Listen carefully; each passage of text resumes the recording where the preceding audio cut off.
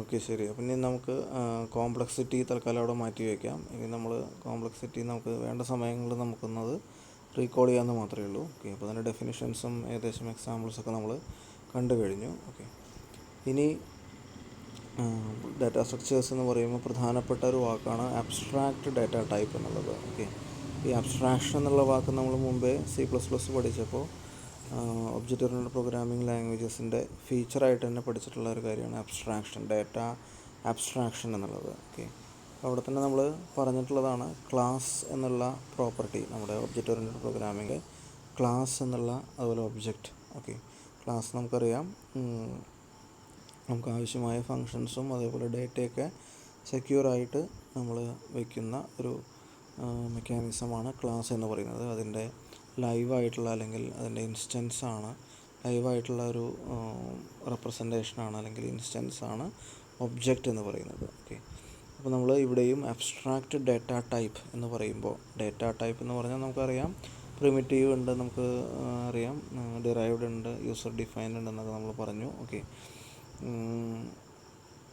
അപ്പോൾ ഡേറ്റേനെ റെപ്രസെൻ്റ് ചെയ്യുന്ന ഡേറ്റ പലതരം രീതിയിൽ നമുക്ക് റെപ്രസെൻ്റ് ചെയ്യാം. അതിൻ്റെ റെപ്രസെൻറ്റേഷൻസാണ്, പലതരത്തിലുള്ള റെപ്രസെൻറ്റേഷൻസിനെയാണ് നമ്മൾ ഡേറ്റ ടൈപ്പ് എന്നുള്ളത് ഉദ്ദേശിക്കുന്നത്. അപ്പോൾ ഇവിടെ അബ്സ്ട്രാക്റ്റ് എന്ന് പറയുമ്പോൾ നമ്മൾ പ്രധാനമായും പറയുന്നത് ഡേറ്റ അബ്സ്ട്രാക്ഷൻ എന്നുള്ള അതേ പോയിൻ്റ് തന്നെയാണ് നമ്മളവിടെ പറഞ്ഞത്.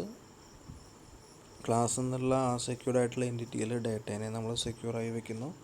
പബ്ലിക്, പ്രൈവറ്റ്, പ്രൊട്ടക്റ്റ് എന്നുള്ള വിസിബിലിറ്റി ലെയേഴ്സ് ഉപയോഗിച്ച് നമ്മൾ വേണ്ടതിനെ മാത്രം പബ്ലിക് ആക്കേണ്ടതിനെ മാത്രം പബ്ലിക്കാക്കി, അല്ലാത്തതിനെ പ്രൊട്ടക്റ്റഡും സബ് അല്ലെങ്കിൽ ചൈൽഡ് ക്ലാസ്സുകൾക്ക് ഉപയോഗിക്കാൻ പറ്റുന്ന രീതിയിൽ നമ്മൾ പ്രൊട്ടക്റ്റഡ് ആക്കുന്നു.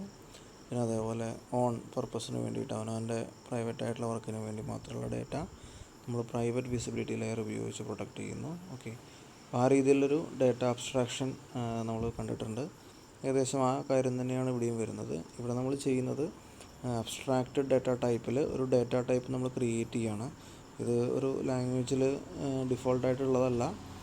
നമ്മൾ കാണാൻ പോകുന്ന ഡാറ്റ സ്ട്രക്ചേഴ്സ് അതിനെയൊക്കെ നമ്മൾ ADT എന്ന് നമ്മൾ പറയാറുണ്ട്. Stack ADT, queue ADT, tree ADT, graph ADT, list ADT എന്നൊക്കെ നമ്മൾ പറയും. അതായത് ഡാറ്റ സ്ട്രക്ചേഴ്സിന് നമ്മൾ ഉപയോഗിക്കുന്ന വേറൊരു പദം തന്നെയാണ് അബ്സ്ട്രാക്റ്റ് ഡാറ്റ ടൈപ്സ്. ഓക്കെ, ഇവിടെ നമ്മൾ ചെയ്യുന്നത് അവൈലബിൾ ആയിട്ടുള്ള, നമ്മൾ ആദ്യമേ പറഞ്ഞു ഡാറ്റ സ്ട്രക്ചേഴ്സ് എല്ലാം അല്ലെങ്കിൽ ADTs എല്ലാം നമ്മൾ ഇംപ്ലിമെൻറ്റ് ചെയ്യാൻ പോകുന്നത് അറേ ഉപയോഗിച്ചിട്ടും പോയിൻറ്റേഴ്സ് ഉപയോഗിച്ചിട്ടുമാണ്. ലിങ്ക്ഡ് ലിസ്റ്റ് എന്ന് പറയുന്ന ഒരു കോൺസെപ്റ്റ്. ഓക്കെ, അപ്പോൾ അറേ, ലിങ്ക്ഡ് ലിസ്റ്റ് ഇംപ്ലിമെൻറ്റേഷൻസ് അതാണ് നമ്മുടെ എല്ലാ ഡാറ്റ സ്ട്രക്ചേഴ്സിനും ഉള്ളത്. അതായത് നമ്മൾ ക്രിയേറ്റ് ചെയ്യാൻ പോവാണ്. അപ്പോൾ ഓൾറെഡി ഉള്ള ഡാറ്റ ടൈപ്സ് വെച്ചിട്ട് ഓരോ പ്രോഗ്രാമിംഗ് ലാംഗ്വേജിലുള്ള ഡാറ്റ ടൈപ്പ് ഉപയോഗിച്ചിട്ട് നമ്മൾ കസ്റ്റംലി ക്രിയേറ്റ് ചെയ്യാൻ പോവാണ് നമ്മുടെ ആവശ്യങ്ങൾക്കനുസരിച്ച്. അപ്പം തന്നെ നമ്മൾ നേരത്തെ കണ്ടു എൻവിറോൺമെൻറ്റൽ സ്റ്റാക്ക് സ്പേസ് എന്ന്. ഓക്കെ, അതൊരു സ്റ്റാക്ക് എന്നുള്ള എഡിറ്റഡ് ആപ്ലിക്കേഷനാണ്. അവിടെ നമ്മൾ സ്റ്റാക്ക് ഉപയോഗിച്ചിട്ടാണ് കാര്യങ്ങൾ ചെയ്യുക. സ്റ്റാക്ക് ഉപയോഗിച്ചാലേ ആ വർക്ക് കൃത്യമായി നടക്കുള്ളൂ. ഓക്കെ, അത് നമുക്ക് കാണാം എന്തുകൊണ്ടാണെന്ന് സ്റ്റാക്ക് പഠിച്ചതിന് ശേഷം. ഓക്കെ, അപ്പോൾ ആ രീതിയിൽ നമ്മൾ നമ്മുടെ ആവശ്യത്തിനനുസരിച്ച് കസ്റ്റംലി നമ്മൾ ക്രിയേറ്റ് ചെയ്യുമ്പോൾ നമ്മളതിനുള്ള സ്പേസ് മാത്രം ഒരുക്കിയാൽ പോരാ അല്ലേ. അപ്പോൾ അറേ എന്ന് പറഞ്ഞാൽ അറേയുടെ സ്പേസ് മാത്രം പോരാ, അതിലേക്ക് എങ്ങനെയാണ് വാല്യൂസ് കൊടുക്കുക, എങ്ങനെയാണ് വാല്യൂസ് വാങ്ങിക്കുക, എങ്ങനെയാണ് വാല്യൂസ് സെർച്ച് ചെയ്യുക എന്നുള്ളതൊക്കെ നമുക്കറിയണം. ഓക്കെ, അതിനുള്ള മെത്തേഡ്സൊക്കെ നമുക്കറിയണം. അപ്പോൾ അറിയുകയാണെങ്കിൽ നമുക്ക് വളരെ ഈസി ആയിട്ട് നമുക്കറിയാം അല്ലേ, ഏത് പൊസിഷൻ വേണമെങ്കിൽ നമുക്ക് ആക്സസിബിൾ ആണ്. ആരുടെ പേര് പറഞ്ഞിട്ട് ബ്രാക്കറ്റ് ഇട്ട് ഇൻഡെക്സ് കൊടുത്ത് കഴിഞ്ഞാൽ 0 മുതലാണ് സ്റ്റാർട്ട് ചെയ്യുക. 10 സൈസ് പറഞ്ഞു കഴിഞ്ഞാൽ 9 വരെയാണ്. അപ്പോൾ n സൈസെങ്കിൽ n-1, 0 to n-1 ലൊക്കേഷൻസാണ് വാലിഡ്.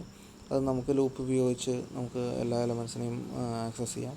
അല്ലാതെ സിംഗിൾ എലമെൻസിനെ നമുക്ക് പിക്കപ്പ് ചെയ്ത് നമുക്ക് കാര്യങ്ങൾ ചെയ്യാം. അപ്പോൾ ആ മെക്കാനിസമൊക്കെ നമുക്കറിയാം. ആ പറയുന്നത് പോലെ തന്നെ ഇപ്പോൾ ഈ പറയുന്ന ഇപ്പോൾ സ്റ്റാക്ക് ആണെങ്കിലും ക്യൂ ആണെങ്കിലും അങ്ങനെ നമ്മൾ പറയുന്ന ആപ്ലിക്കേഷൻസ് നമ്മൾ നേരിട്ട് യൂസേഴ്സിന് കൊടുക്കേണ്ട ആവശ്യമില്ല. നമ്മൾ എന്തുപയോഗിക്കുന്നു എന്ന് യൂസേഴ്സ് അറിയേണ്ട ആവശ്യമില്ല. നമ്മൾ അബ്സ്ട്രാക്ഷൻ പറയുമ്പോൾ ഡാറ്റ അബ്സ്ട്രാക്ഷൻ്റെ കേസിൽ നമ്മൾ എക്സാമ്പിൾ പറയാറുള്ള പോലെ ഒരു വാഹനം ഓടിക്കാൻ നമുക്ക് അതിനുള്ളിലത്തെ എൻജിൻ വർക്ക് ചെയ്യുന്നതോ അല്ലെങ്കിൽ അതിൻ്റെ വേറെ യാതൊരു മെക്കാനിക്കൽ ഭാഗങ്ങളും അല്ലെങ്കിൽ ഇലക്ട്രിക്കൽ ഭാഗങ്ങളും നമുക്ക് അറിയേണ്ട ആവശ്യമില്ല. നമുക്കറിയേണ്ടത് എങ്ങനെ അതിനെ ഹാൻഡിൽ അല്ലെങ്കിൽ സ്റ്റിയറിങ്, അതേപോലെ ക്ലച്ച്, ബ്രേക്ക്, ഗിയർ, ആക്സിലറേഷൻ തുടങ്ങിയ അത്യാവശ്യം കുറച്ച് കാര്യങ്ങൾ മാത്രം നമുക്ക് അറിയേണ്ട ആവശ്യം മാത്രമേ ഉള്ളൂ ഒരു ഡ്രൈവർ ആവാൻ. അല്ലാതെ മെക്കാനിക്ക് ആവേണ്ട ആവശ്യമില്ല ഒരിക്കലും അതിനെ ഹാൻഡിൽ ചെയ്യാൻ. ഓക്കെ, അപ്പോൾ ആ രീതിയിൽ ഇവിടെയും അതേ നമുക്ക് നമ്മൾ ഒരു ആപ്ലിക്കേഷൻ എടുക്കുകയാണ്, ആ ആപ്ലിക്കേഷനിൽ നമ്മൾ ഏത് ഡാറ്റാ സ്ട്രക്ചർ ഉപയോഗിച്ചു എന്നോ അതെങ്ങനെ ഇംപ്ലിമെൻറ്റ് ചെയ്യപ്പെടുന്നു എന്നോ ഒന്നും നമുക്ക് പറയേണ്ട ആവശ്യമില്ല. ഓക്കെ, നമ്മളൊരു കാര്യം സർവീസ് അവർക്ക് കൊടുത്തു, അത് നമുക്ക് അപ്രോപ്രിയേറ്റ് ആയിട്ട് തോന്നുന്ന ഡാറ്റാ സ്ട്രക്ചർ ഉപയോഗിച്ച് നമ്മൾ വർക്ക് ചെയ്യുന്നു. ഓക്കെ, അത്രയേ ഉള്ളൂ. അപ്പോൾ ആവശ്യം ഇല്ലാത്തതെല്ലാം നമ്മൾ ഒളിപ്പിച്ച് വെച്ച് ആവശ്യമുള്ള കാര്യങ്ങൾ മാത്രം നമ്മൾ പുറത്തേക്ക് കൊടുക്കുന്ന രീതി തന്നെയാണ് ഡാറ്റ അബ്സ്ട്രാക്ഷൻ അല്ലെങ്കിൽ അബ്സ്ട്രാക്ഷൻ എന്നുള്ള ജനറൽ പോയിൻറ്റ്. അപ്പോൾ ഇവിടെ ഈ അബ്സ്ട്രാക്ട് ഡാറ്റ ടൈപ്സും ഇതാ ചെയ്യുന്നത്, അവരെ നമ്മൾ ക്രിയേറ്റ് ചെയ്യുന്നു, അതിന് വേണ്ടിയിട്ടുള്ള എല്ലാ ഓപ്പറേഷൻസും മെക്കാനിസവും നമ്മൾ അബ്സ്ട്രാക്ട് ചെയ്ത് വെക്കുന്നു. ഓക്കെ, നമുക്ക് യൂസേഴ്സിനെ നമുക്ക് ഒളിച്ച് വയ്ക്കാം. ഓക്കെ, കാരണം അത് എക്സ്പോസ് ചെയ്യേണ്ട യാതൊരു ആവശ്യമില്ല. ഓക്കെ, അത് അനാവശ്യമായ കോംപ്ലക്സിറ്റിയിലേക്ക് നയിക്കുകയുള്ളൂ. ഓക്കെ, അപ്പോൾ അതുകൊണ്ട് നമുക്കതിൻ്റെ ആവശ്യമില്ല. നമ്മൾ ഇംപ്ലിമെൻറ്റ് ചെയ്യുന്നു, അത് പക്കയായി നമ്മൾ കൊണ്ടുപോകുന്നു, അത്യാവശ്യമായ കാര്യങ്ങൾ മാത്രം പുറത്തേക്ക് എക്സ്പോസ് ചെയ്യുന്നു. ഓക്കെ, അപ്പോൾ നമ്മുടെ C++ ക്ലാസ്സും അതുപോലെ ഈ അബ്സ്ട്രാക്ട് ഡാറ്റ ടൈപ്സ് നമ്മളുടെ ബന്ധം എന്ന് പറയുന്നത് തന്നെ അതാണ്. ഓക്കെ, അപ്പോൾ നമുക്ക് ക്ലാസ് ഇല്ലാതെ അബ്സ്ട്രാക്ട് ഡാറ്റ ടൈപ്പ് ക്രിയേറ്റ് ചെയ്യാൻ പറ്റില്ല. ഓക്കെ, ഇപ്പോൾ C പ്രോഗ്രാമിംഗ് ലാംഗ്വേജിൽ നമ്മൾ ADT ക്രിയേറ്റ് ചെയ്യാന്ന് പറഞ്ഞത് വളരെയധികം ലിമിറ്റഡ് ആയിരിക്കും. കാരണം CPPയുടെ ഈ ഒരു അബ്സ്ട്രാക്ഷൻ എന്നുള്ള പ്രോപ്പർട്ടി നമുക്ക് Cയിൽ അച്ചീവ് ചെയ്യാൻ പറ്റില്ല. ഓക്കെ, അപ്പോൾ അതുകൊണ്ട് C++ അല്ലെങ്കിൽ ജാവയോ ഒബ്ജക്റ്റ് ഓറിയൻറ്റഡ് പ്രോഗ്രാമിംഗ് അതുപോലെ പൈത്തണെല്ലാം ഊപ്സ് ഫോളോ ചെയ്യുന്ന ലാംഗ്വേജസാണ്. ഓക്കെ, അപ്പോൾ അവിടെയൊക്കെ നമുക്ക് ഡാറ്റ അബ്സ്ട്രാക്ഷൻ എന്നുള്ളത് വളരെ നല്ല രീതിയിൽ നടത്താൻ സാധിക്കും. കാരണം ക്ലാസ് എന്നുള്ള കോൺസെപ്റ്റ് തന്നെ ആ ലാംഗ്വേജ് നമുക്ക് ഡാറ്റ അബ്സ്ട്രാക്ഷൻ എന്നുള്ള ആ ഒരു പ്രോപ്പർട്ടിയോട് കൂടിയിട്ടാണ് നമുക്ക് തരുന്നത്. ഓക്കെ, അപ്പോൾ നമുക്ക് ആ C++ ക്ലാസ് ഉപയോഗിച്ചിട്ട് നമ്മുടെ ആ ADT അല്ലെങ്കിൽ ഡാറ്റ സ്ട്രക്ചർ ക്രിയേറ്റ് ചെയ്താൽ അതിൻ്റെ ഓപ്പറേഷൻസ് എല്ലാം ഡിഫൈൻ ചെയ്താൽ മതിയാവും. ഓക്കെ,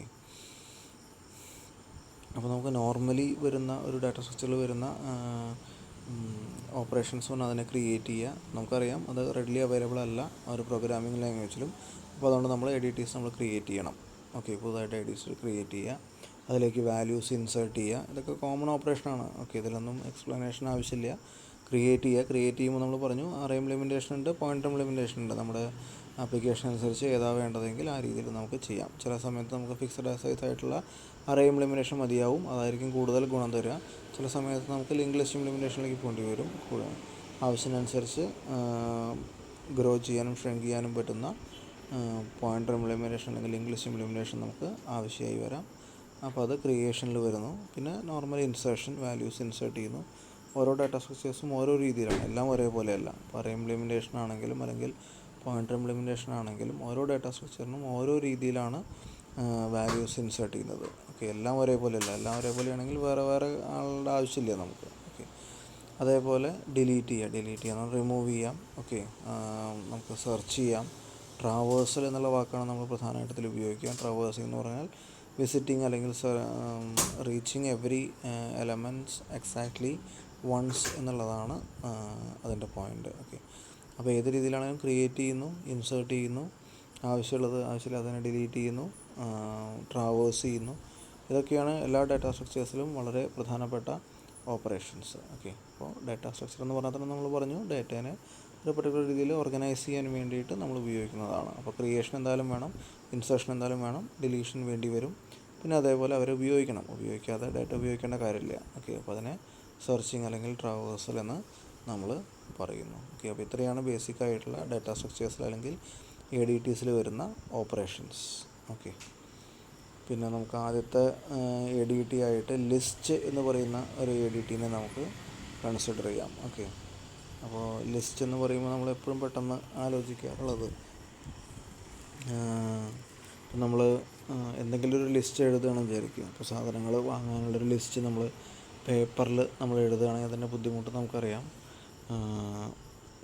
എന്ന് പറഞ്ഞാൽ ഇപ്പോൾ നമ്മൾ കുറച്ചധികം സാധനങ്ങൾ വാങ്ങിക്കാൻ പറഞ്ഞു.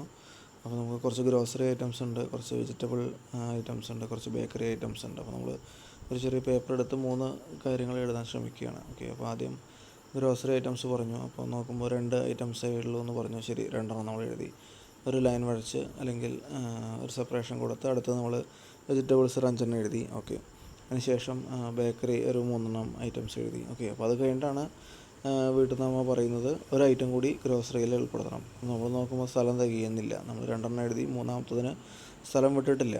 അടുത്ത് തന്നെ നമ്മൾ വെജിറ്റബിൾസ് എഴുതി കഴിഞ്ഞു. ഓക്കെ, അപ്പോൾ ഗ്രോസറി അവിടെ നമ്മൾ കഷ്ടിച്ച് ഉൾക്കൊള്ളിക്കണം. ചിലപ്പോൾ ഒന്നും കൂടി പറയുകയാണെങ്കിൽ വീണ്ടും എഴുതാൻ ബുദ്ധിമുട്ടാവും. ഓക്കെ, അപ്പോൾ നമ്മുടെ നോർമൽ നമ്മൾ ഒരു പേപ്പറിൽ എഴുതുന്ന ലിസ്റ്റ് അങ്ങനെയാണ്. അപ്ഡേഷൻസ് നമുക്ക് ചെയ്യുമ്പോൾ ചിലപ്പോൾ നമുക്ക് സ്ഥലം തികയാണ്ട് വരും. ആദ്യത്തെ പ്രാവശ്യം നമുക്ക് ഒരേപോലെ ചെയ്യാനാണെങ്കിൽ, ഇൻസേർട്ട് ചെയ്യാനാണെങ്കിൽ ഒരു പ്രശ്നമില്ല, ലിസ്റ്റിൽ അങ്ങനെ എഴുതി പോയാൽ മതി. ഓക്കെ.